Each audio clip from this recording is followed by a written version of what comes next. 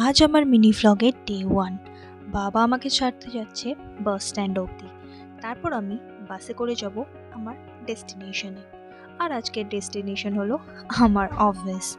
বাসে উঠেই গরমে জানলার ধারে সিট পাওয়া সত্যি একটা ভাগ্যের ব্যাপার। তারই মধ্যে দেখতে দেখতে যাচ্ছিলাম জানলার বাইরে, টিকিটটাও কেটে ফেললাম আর বাকি খুচরোটাও মনে করে নিয়ে নিলাম। এই তো পৌঁছে গেছি আমার অফিসে। এবার সোজা উঠে পড়বো আমি 5th ফ্লোরে। লিফটে উঠেই একটু ঢং করে নিলাম অ্যাজ ইউজুয়াল। এই তো তোমরা আমাকে দেখতে পাচ্ছ, চলে এসেছি 5th ফ্লোরে। এবার চলো অফিসের ভেতর ঢোকা যাক। এই তো অফিসের গেট, চলে এসেছি।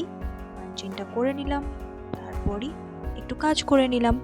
কাজ করার পর অনেকটা গল্প করার পর তারপর সোজা চলে এলাম ফুচকা খেতে।